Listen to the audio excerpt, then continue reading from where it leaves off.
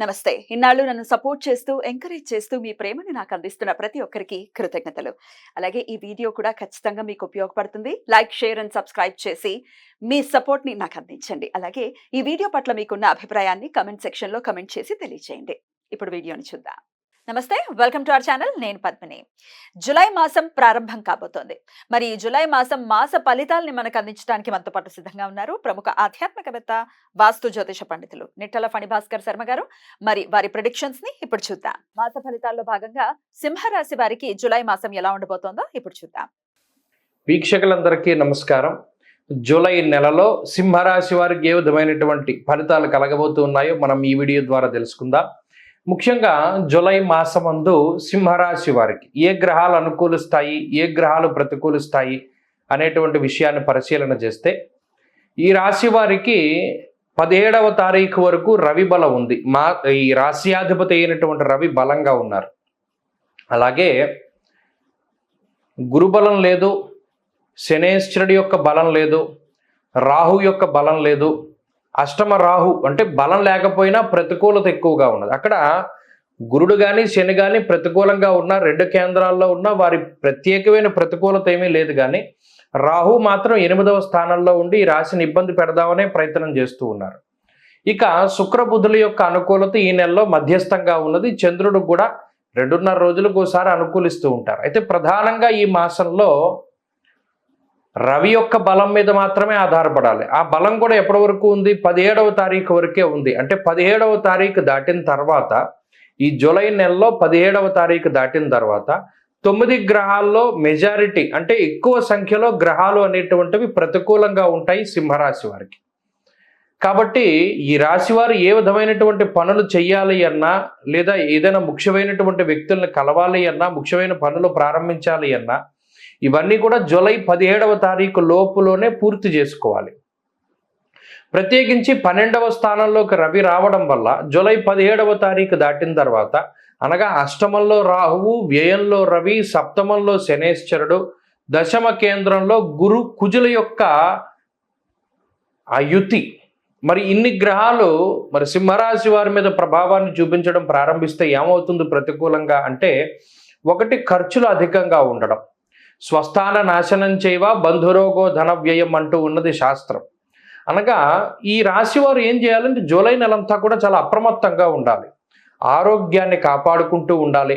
అనవసరమైనటువంటి డబ్బు అంటే అనవసరంగా డబ్బు ఖర్చు పెట్టకుండా చాలా జాగ్రత్తగా ఉండాలి. అంటే ఎంతవరకు మీకు అవసరం, ఒక వస్తువును కొనాలి, లేదా ఒక వాహనాన్ని కొనాలి, లేదా ఒక ఇంటిని కొనాలి, లేదా ఒక స్థలాన్ని కొనాలి, ఇలా ఏదైనా ఒకటి కొనేటప్పుడు, లేదా దేని మీదైనా సరే ధనాన్ని ఇన్వెస్ట్మెంట్ కింద అంటే ఏదైనా ఒకటి కొనుగోలు చేసి మీ ధనం అంతా కూడా పెట్టుబడి కింద దేని మీదైనా పెడదాం అనుకున్నప్పుడు, అది మీకు పూర్తి స్థాయిలో అవగాహన ఉంటేనే దాని మీదకి వెళ్ళాలి. అంతేగాని అదృష్టాన్ని నమ్ముకుని, ప్రత్యేకించి జోదము, స్పెక్యులేషన్ ఇటువంటి వాటి జోలికి పోతే అది మీకు చాలా ప్రతికూలమైనటువంటి ఫలితాన్ని ఇస్తుంది. బెట్టింగుల జోలికి, జోదాలు, స్పెక్యులేషన్ ఇటువంటి వాటి జోలికి పోకూడదు సింహరాశి వారు ఈ జూలై నెలలో. ఏదైనా పూర్తి స్థాయిలో మిమ్మల్ని మీరు నమ్మి మీ తెలివితేటల మీద ఆధారపడి, పక్కవాడి మీద ఆధారపడకుండా, లేదు ఇది మనమే చేయగలుగుతాం, లేదా నా బుర్ర పనిచేస్తుంది అని అనుకుని మీరు ముందుకు వెళ్ళగలిగితే మంచిది, పెట్టుబడి పెట్టచ్చు. అది కూడా భారీ స్థాయిలో కాదు. అనగా ఈ మాసంలో ప్రత్యేకించి అటు వ్యాపారాన్ని విస్తరించడానికి కానీ, లేదా ఉద్యోగాన్ని మార్చడానికి కానీ, లేదా ఉద్యోగంలో ఏదైనా సాహసోపేతమైనటువంటి చర్యలు చేయడానికి కానీ వేటికి కూడా సింహరాశి వారికి అంత అనుకూలంగా లేదు. ఆ విషయాన్ని మాత్రం చాలా స్పష్టంగా గుర్తుపెట్టుకోవాలి.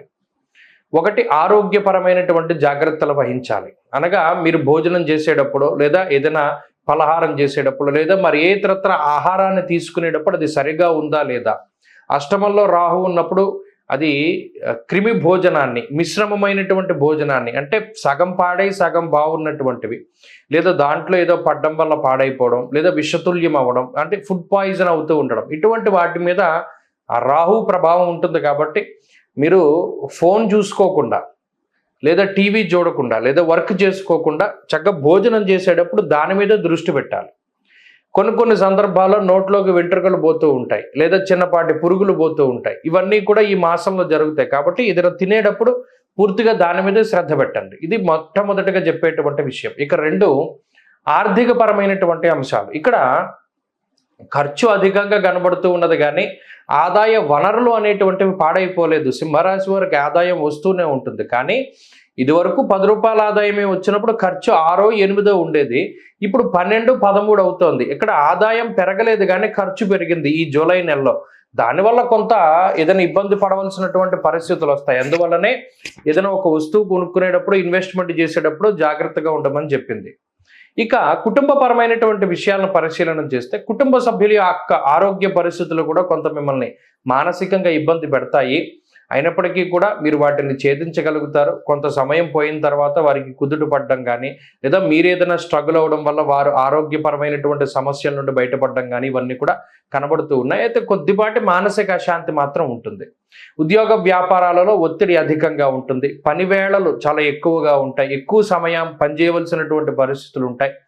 అలాగే కుటుంబంతో కానీ, స్నేహితులతో కానీ మీకు నచ్చినటువంటి ప్రాంతాలను సందర్శించడానికి కానీ ఈ మాసంలో అంత అవకాశం దొరకకపోవచ్చును. పూర్తిగా పని మీదే శ్రద్ధ పెట్టవలసి వస్తుంది. ఆ విషయం పట్ల జాగ్రత్తగా ఉండాలి. విద్యార్థులకి ఈ గ్రహస్థితి చాలా మిశ్రమంగా ఉన్నది.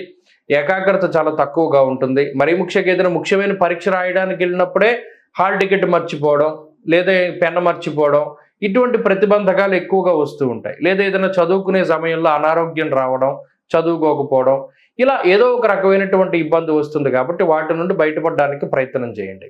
ఇక స్త్రీలకు ప్రత్యేకించి ఈ గ్రహస్థితి కనుక పరిశీలన చేస్తే ఆరోగ్యం పట్ల వారు శ్రద్ధగా ఉండాలి. అలాగే ఉద్యోగ వ్యాపారాలు చేసేటువంటి స్త్రీలకి ఈ మాసం అంత అనుకూలమైనటువంటి మాసం కాదు. అయితే సంతాన పురోగతి ఉంటుంది. కుటుంబ పరంగా మాత్రం స్త్రీలకి పరిస్థితులు అవి బాగానే ఉన్నాయి. సింహరాశి వారు జూలై నెలలో మరింత అనుకూలమైనటువంటి ఫలితాలను సాధించడానికి ఎక్కువగా సూర్య ఉపాసన చేయాలి. అలాగే ఆంజనేయ ఆరాధన అధికంగా చేస్తూ ఉండాలి. ఆంజనేయ స్వామి అష్టోత్తర శతనామావళి స్తోత్రం కానీ, లేదా మంగళవారం నాడు అలాగే శనివారం నాడు ప్రత్యేకించి శివాలయానికి వెళ్ళి నంది దగ్గర దీపం పెట్టడం కానీ ఇటువంటివి చేస్తూ ఉంటే మంచి ఫలితాలు సంప్రాప్తమవుతాయి. ఈ మాసం మొత్తము కూడా హనుమాన్ చాలీసా పారాయణ చెయ్యండి. మన్యు సూక్తాన్ని వింటూ ఉండండి. తత్ఫలితంగా మంచి ఫలితాలు సంప్రాప్తం. ఆంజనేయ స్వామి అష్టోత్తర శతనామావళి స్తోత్రం కానీ, లేదా మంగళవారం నాడు అలాగే శనివారం నాడు ప్రత్యేకించి శివాలయానికి వెళ్ళి నంది దగ్గర దీపం పెట్టడం కానీ ఇటువంటివి చేస్తూ ఉంటే మంచి ఫలితాలు సంప్రాప్తమవుతాయి. ఈ మాసం మొత్తము కూడా హనుమాన్ చాలీసా పారాయణ. స్వస్తి. ద్వాదశ రాశుల వాళ్ళకి కూడా జూలై మాస ఫలితాలు ఎలా ఉన్నాయో తెలుసుకున్నాం కదా. మరి వారు అందించినటువంటి ప్రొడిక్షన్స్ డెఫినెట్ గా ఒక ఇండికేషన్. వాటిని దృష్టిలో పెట్టుకుని అలాగే చెప్పినటువంటి పరిహారాలని కూడా పాటించుకుంటూ ప్రతి ఒక్కరికి కూడా ఈ మాసం పీస్ఫుల్ గా వెళ్ళాలని మనస్ఫూర్తిగా కోరుకుంటూ నమస్తే.